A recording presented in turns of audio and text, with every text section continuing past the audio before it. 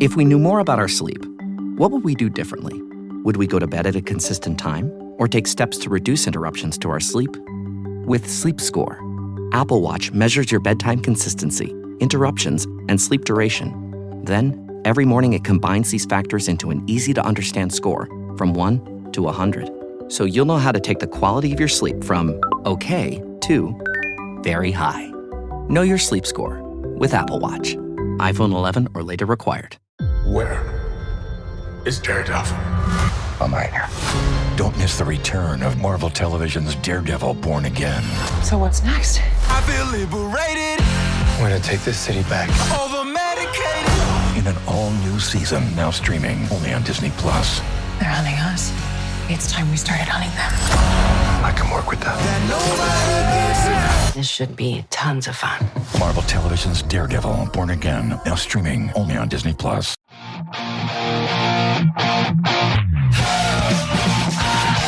Good morning, everybody. It is me, Hannah Stanley. It's Beyond Sports. I am here with you guys every weekend, but the person who gets to, it's like I'm the treat, who I get to join me once a month is, because he is the treat for all of us. It is Dr. Raj Dasgupta. Every first weekend, every month, we get to hear and learn from Dr. Raj. And then if you're like, wow, this is great information, I'd like more, go to wherever your finer podcasts are downloaded and you can listen to the Dr. Raj podcast. And you have really great guests. Really great guests. Thank you. Yes. I appreciate that. You are welcome. And it's not just because I get to be one of them once a month. But that does not hurt. So we are talking today about something you actually suggested this as a topic, and this one is really valuable and important for so many reasons. And it touches on something that's really sensitive to me and my family. And it is, I want to say this correctly, alcohol use disorder. Yep. But what most people know it as is alcoholism. Of course. Yeah. And I thought it'd be, really good because I was reading some statistics. It kind of blew me away. So I got 3 numbers I want to throw out there, and let me get your reaction if you're surprised, if I'm surprised. So the first one I want to throw out there is that in the United States, 85% of individuals 18 and older have tried alcohol at some point. What do you think? Hannah, are you surprised about that figure? I actually think that's a little bit low. So you're going to go almost like almost 100%. I think because we're starting at 18, I can see where that's, because not all I'm trying to think. No, I think I had alcohol when I was a freshman, so I would have been 18 in college. So I think 85 is pretty fair.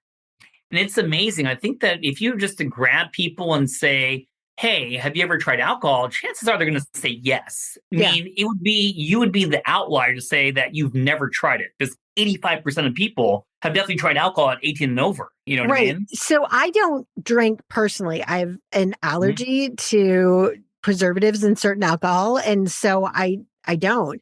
And are you the 15%? Are you in the 15%? No, I have had alcohol, but I don't drink regularly. And I will tell you that I am the outlier in adults. It is very strange to people when they're like, what can I get you? And I'm like, no, I'm good. I have water, or I have sparkling, I'm fancy, I have sparkling water. It is very interesting how people react. They're like, does it make you uncomfortable? I drink. I'm like, no, I don't have an issue with it. I just I don't drink. So, 85 feels right. Yeah. And this has reminded me now, do you watch a little Saturday Night Live? Of course. Dude, this seg came on and it did make me laugh, but it just a parody of all parodies where, how many people have the non-alcoholic drinks, the non-alcoholic beer. And in fact, one of my friends... Near beer, yes. Yeah, one of my friends who's he's a brewmaster, or he's in brew making, or he's part of that whole scene, says that's actually the biggest part that's actually growing is the non-alcoholics. People are drinking more and more of it. So good job, everyone. So, of course, SNL comes out with a skit called the non-alcoholic beer. and and if anyone gets a chance, I'm sure you can just YouTube non-alcoholic, and Sure. it just makes up for like what we're just talking about. Like 85% of people have tried it, Yeah. and now you have those skits like this. Way to play into the double negative SNL. Exactly. That's great. So this other stat kind of threw me a little bit. I know there are 95,000 alcohol-related deaths in the U.S. per year. Per year? Per year. Okay, so 95,000 alcohol-related deaths in the U.S. per year. Vehicular deaths because of impaired driving. Yeah. Sure. I'm sure. Cirrhosis. Oh, yeah. What would other I depression? mean, I'm going to throw out, this kind of goes into what we're going to be talking about, but alcohol does affect almost every organ in the body, right? Okay, so it can contribute to cancers or anything else. Cancers will go there. Pancreatic issues will go in there. Don't forget the heart. But would that then count as alcohol related, or would it be? Well, now we're getting into the weeds of how we define it, but right. I'm sure it contributed quite a bit. It's contributed. Okay, that's still 100,000 people that we would. Yeah, this is rounded up. It's 100,000 people per day. Per year. Scary. And now, my last little stat I wanted to give you was you were talking about alcohol use disorder. So, in doing some research, 14.5 million people have alcohol use disorder in the United States. Okay, so 14. So to put it in the more common, although we're going to discuss why the titling is important, but they are at some level on the alcoholism scale, be it social, be it full-blown alcoholism. And I think, the whole point is that it's a disorder. And I think that's very important because it's a diagnosis. And it's very important to emphasize that, when you just use the terminology alcoholism, there's a stigma that applies to it, that you could prevent this. You're doing it because you enjoy drinking. And that's far from the truth. And in fact, I get really upset and angry when people don't acknowledge that. Just like there's, no one wants a heart attack, no one wants a stroke, no one wants alcohol use disorder. And I think, what motivated me to do this was the fact that, there are so many patients that go to the emergency department, and the minute you see on the chart, oh, he's drinking alcohol, that they just don't get treated as seriously. And it's just amazing how, this has been well documented that the quality of care that people who have a history of alcohol use or are currently drinking, it's just not the same for someone who doesn't, and people who are drinking could have really, really horrible outcomes, whether it's going to be from the acute intoxication, from the withdrawal, from secondary manifestations. Why can't someone who's drinking alcohol, unfortunately develop a pneumonia or meningitis or have low blood sugar levels? And if you just blame everything on the alcohol, you may miss something. So I think it's definitely something I just wanted to bring up, that, when someone unfortunately has alcohol use disorder, I think the most important thing in the whole entire world is to show them that this is disorder, and it's not a fault. It's not your fault you have these genes. It's not your fault that you're going through this, Right. No one actually wants to be depressed, and no one wants to ruin their life. And so I think that's very important. That I love the terminology. This is alcohol use disorder. I appreciate when you mentioned it to me. I said, are we talking about alcoholism? Because I hadn't heard this term. And sometimes you say, we're talking about this topic. And I go, is this because of pneumonia, let's say? And you're like, no, it's way beyond that. I'm like, okay, great. It envelops this. Alcohol use disorder is, in fact, what the new terminology is for alcoholism. And I appreciate that it is wrapping in the disorder title, so that we understand that it is something that is a disease. And I wish I would say it's brand new and it's the first time we're using it on, but it's been around there. But it just tells you that awareness. We need to raise awareness. And that's why this is one of the platforms that me and you are involved in to raise awareness about this, you know? Yeah. As a niece of someone, I lost my uncle to effects of alcoholism, alcohol use Yeah. disorder. Yeah. And it was years and it was, decades. And it was multiple trips to rehab. He did not want to do this, but No. he did not, when he was able to, we thought his body had caught up with it. It was Yeah. done. And you'll be amazed and get my back on this. Then Mm-hmm. someone who is suffering from this, they can hide it really well from other people. Well, You I just said we thought he had been done. know? Yeah. And, and someone who, has the first episode, goes to rehab, it's just, you could never, if you really love someone and care about someone, don't put your guard down. Just because they look good when they see you and they talk to you over the phone and how they say things, you may not know. You know what I Right. mean? Right. And it's tough because, what comes with, alcohol use disorder is depression. Mhm. And I can't think of anything that's more chicken and the egg. You know what I mean? You're depressed because you're always relapsing. Right. You know what I But mean? alcohol You is wanna a depressant. stop. Yes. Yeah. But if you don't address the depression at the same time, you know what I Mhm. mean? And then the hardest part is just healthcare in general. Anyone who's listening, is it easy to get an appointment with a psychiatrist? The answer is no. It's The better than waiting it was during COVID, but it is not what it should be. It's not as if you could get appointments, not just psychiatrists, with anyone nowadays. It's Mhm. it's a long wait. You know It what I can mean? be. Yeah. Exactly. And so Yeah. You have to. it's And if really you're tough. depressed, this is Yeah. not something where you're like, I'm going to tackle this project. I'm Yeah. going to get myself into therapy. Yeah. You could be in denial. There could be Yeah. deep wounds that you're masking and hiding with Yeah. the alcohol Yeah. and band-aiding. I don't know what the I don't even know what appropriate that is, term but I is. like that. Yeah. But But like trying to, like, as a salve, right? yeah. I won't feel it as much if I am drinking. And it's very interesting to me when I learned, like, back in psych in college, that alcohol was a depressant. And I'm like, then why are we all drinking when we Yeah. go to sports games and we go and celebrate things and we Well have a said. Well wedding? said. Yeah. So it's this very weird bipolar type relationship that a lot of us have with it. And it's also really challenging. I have friends who have been in recovery for years, and at my wedding, I sat them at a table with other people who weren't drinking, who I knew wouldn't be drinking. Because even at a wedding, they're like, well, I'll have a sip of wine. No, you Yeah. won't. And I think it would be good. I wanted to also bring it on the podcast because we love preventive medicine, and we talked about Love. like Yeah. cholesterol and blood pressure. I think we did a diabetes one. Yeah. But did you know, Hannah, that there are recommendations for screening for alcohol use disorder?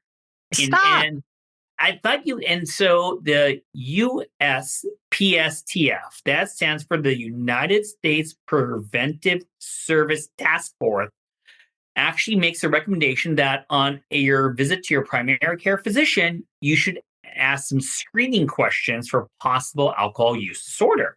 Okay. So not the like, are you drinking? Well, okay. So last time I went, I got asked, how many drinks a week are you having? How many, are you drinking? How many at one sitting are you having? Yeah.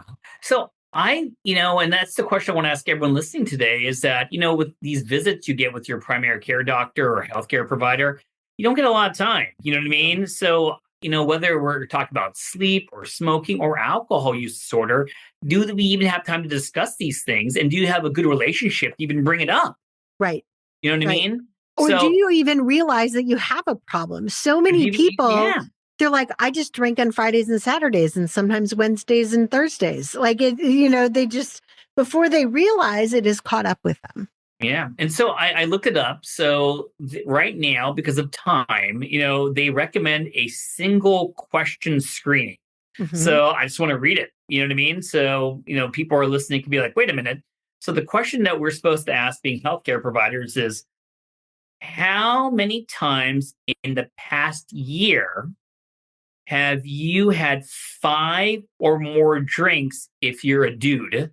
Okay. Same question, but it's 4 or more drinks if you're a woman in one day. Because of average body weight. Yeah. Okay. So I think that's it's a simple question, but it does make you think a little bit because, 5 drinks in one day. I mean, I'm just not bragging. I don't think I had 5 drinks in one day in a long time since I don't know, college or something. I think it's because Yeah. you have kids and you always have to be on. You know what I mean? What about you? Yes. How about 4 drinks for you? Well, No, I mean, I haven't you're had a allergic drink. to it. I'm allergic. But when I had my kids, Yeah. I knew no, if I had a drink, because what if they got sick and I had to get them to the doctor? I'm a worrier. Yeah. So Yeah. that was, no, for sure. Definitely since college, I had maybe that many, but not often, maybe a few times after college. But I think the fact that we talked about it while we're recording, I think it got some people thinking about that because that's all it is. This is the whole It's just to point. make you think about it and bring it up because, hey, you know what I mean? Many people like to get some routine labs. How is your liver doing? I think it's important, especially with us telling everyone that alcohol can affect, every organ in the body. And I will say this because you don't want to be the alcohol hater and someone's listening to this and they think you're just being biased. But it obviously it is moderation, right? Right. Everything is going to be moderation. And if someone asks me what's the safest amount of drinks to have, of course the right answer is no drinks is a safe amount of drinks. But you have to know who you are. If you're someone who already has heart disease and someone who already has some liver issues based upon other things, yeah, 0 drinks for you. You know what I mean? That is our recommendation. Exactly. But it really depends. But moderation is always going to be the most important because, on my podcast, I had some amazing people who are just amazing winemakers who I just loved to talk to them and they were talking about things. And yeah, I think there's a big chunk of people out there that don't, drink alcohol or make wine or whatever it is to get drunk all the time. Right. You know what I mean? And they truly do enjoy it at nighttime as a form of socialization and talking to others and breaking bread. And I definitely want to say there is some common sense involved in regards to the average Joe or listening to this podcast about having a drink, Yeah, I actually had a doctor once recommend to me because of my stress level that I have a little tiny bit of whiskey every night. And I was like, did he tell you to take the Ambien and break it in half and dump it in there? Basically, I'm like, what is this, the 50s? I mean, it was like, just have yourself a dry martini. That's so but funny. no, I did for a little bit and then the stress subsided and I stopped because one, there is a benefit of having alcoholism around you. And I'm sorry, alcohol use disorder. I'm not going to call you out. I'm not going to call you out for that. No, but I want to start practicing that appropriate. I find that it be more appropriate. Okay. But I do have people around me. We lost a coworker a few years ago to complications from a liver transplant, but he needed a liver transplant because of former issues with alcohol. And so having that around you makes you very, very conscientious of your usage and your relationship with alcohol. So while that is not something that I would have chosen for them, I have always gone, okay, well, at least, I have a cautionary tale around me, several of them. Yeah. Don't do that. Yeah. Yeah. Because that's a problem. I agree. And one thing while we have time, I wanted to mention is, there are 2 aspects, there are many aspects, but I want to make sure that if you are someone who is drinking and as you try to stop drinking, you may go into withdrawals. And that's not a pleasant thing. And I just, I always admire anyone who, wants to stop drinking. But if you're starting to have shakes, if you're starting to have any type of hallucinations, visual, audio, tactile, if you just don't feel right, if you're weak, if you can't stand, don't hesitate to go to the emergency department right away because, not to get overly medical, the thing that we worry about the most for individuals who actually just stop drinking, we want them to stop drinking, is that they may have something called delirium tremens. I don't know if you ever heard of that before, the DTs. DTs. Yeah. And of course, that could be as much as having horrible, horrible seizures. You could have your vital signs could just be out of whack, very high, very low blood pressure. Your heart rate could be very high, very low. You could have fevers. Oh my God.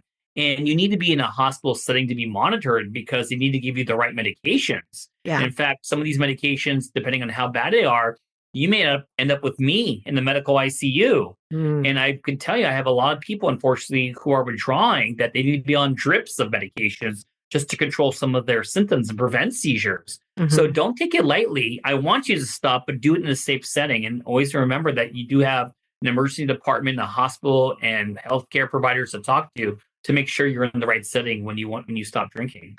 So that's an interesting point, though, because we started by saying people who have alcohol use disorder, a history of alcohol abuse and use, overuse, we'll say, aren't treated as well in the medical world when they come in. But then we also do want them to still go and seek treatment. So just knowing, one, prevention is always, if you can have a healthy relationship with alcohol and then prevent having this disorder, if you can, that's wonderful. Or recognize that your relationship is becoming unhealthy. Yeah. Wonderful. Yeah. And then seek treatment for underlying reasons. If you are suffering from depression, or experiencing depression, then that is something that's interesting too. Because when I was going through depression, I didn't, I was like, I'm not right. But I didn't, you're not like, well, I'll go seek help. That was just, I was like, it'll pass.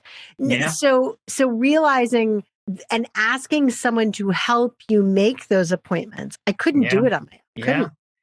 And it's hard, you know what I mean? Now we're talking about more of the outpatient setting. Yeah. The people who do suffer from this, they're embarrassed to ask for help because they don't want the pity. They don't want people to be talking about them, and it's or the shame. And it's really, really hard. You know what I mean? But I also want to say that, of course, when you're trying to stay sober and not drink, AA, all these support groups are just so freaking amazing and so good. And it's just, being around others who are going through, have went through what you went through, some worse, some better, is the best. But there are medications also to help with this. And obviously you just can't take them over the counter. You need to be under the care of a healthcare provider. But I'm just going to throw some names out there. So maybe you could read about them or ask your doctor about them. So if you already stopped drinking and you want to, stay abstinent, the three medications that jump to mind, two main ones. I think one is called naltrexone. And I think someone who may have suffered through this would be like, yep, I remember naltrexone. Another one's called a camprosate. I'm giving some brand names, or I think it's a generic name. It goes by Camprol, but a camprosate. And then one of the old school medications out there, and I mean, it's old, it's called disulfiram. And this is a medication that you take. So anytime you do drink, it makes you feel super horrible. So I don't know if they use it as much more anymore. than alcohol itself, because that's how I feel when I drink. It's a reminder when you drink, you don't want to do it. So there are medications that help you try to stay abstinent on top of all the things that go into it. But I do worry, back to the person who's withdrawing from alcohol,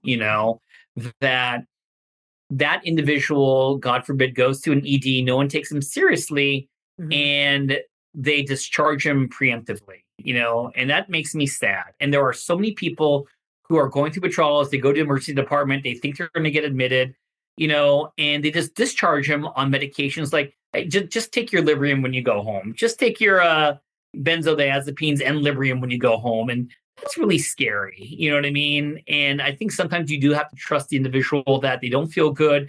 They know their body. And sometimes you just have to admit them, observe them, for 1 day, 2 days, make sure they're okay. You know what I mean? Because we already have 95,000 deaths of alcohol related, a year. Yeah. We don't need another number. But is that something that they can say, we're going to keep you in for observation? Or is it we're keeping you in because you're suffering from DTs or you're obviously detoxing in other ways, Well, if they're having the DTs already, they would they probably be should in the be admitted. ICU. You know what I Right. mean? That's the Yeah. whole reason to get them in there, so they won't get the DTs, Right. and we can prevent anything from prevent it from occurring. And if it does occur, we have the right medications because you could definitely die from the DTs. And I think I don't want to be scary about it, but yeah, that's why we want you to get admitted. All right. So someone realizes they have, let's say, an unhealthy relationship, or not just a relationship, but a relationship with alcohol. The unhealthy relationships are totally another topic. But maybe they wake up this morning, they're like, I have had 5 or more drinks multiple times. So what are their steps? Do they talk to therapist? Do they talk to their primary care physician? What do you recommend? I would say talk to a loved one first if you have one. You know what I Great. mean? I think that it's always good to have a partner, whoever it is, to come in with you because it's hard. You know what I mean? And it's easier for you to say just make an appointment, and your appointment's like what 8 weeks from now, and you get them for 1 second. But I think if you don't start the dialogue, that it's never going to happen. You know what I mean? But I think the first thing is just having a small conversation with yourself and with others.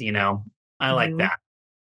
So if you are surrounded by a family where this is what they do, how are we, maybe we need to start with therapy. Yeah. And you know what? And we're not even acknowledging all the different hotlines out there. That's a great point. We're not even acknowledging, Alcoholics Anonymous, and I'm sure they have people to help them. In this day and age with technology, you're definitely going to find the right number and the right person to be involved. You know what I mean? I think I always default to the healthcare system because it definitely alcohol affects every part of the body and other things have to be looked at. But definitely in the acute setting, don't hesitate to call any one of these wonderful resources that people have out there to help you immediately. That's an excellent point. And we're so fortunate to have, Google and all the other search engines where you can put in, and I would encourage you to say alcohol use disorder, to find online support, helplines, an AA meeting, to get you started in moving in the right path and networking through this treatment and through this ongoing path of sobriety, of really managing this alcohol use disorder. You did say that earlier, and I want to make sure we maybe even end with this. It is not their fault. It's genetics. I love that. Exactly. I think that, we always ask about the family history when we talk about heart disease and cholesterol and diabetes. We definitely need to ask this. And I would say the people that I love the most who are suffering from this, they have, whether it be their mom or their uncle, it is, I can't tell you what gene, what chromosome, what amino acid switching is going on, but it's there, and I really emphasize that no one wants to be depressed. No one wants to ruin their life. No one wants to be not productive.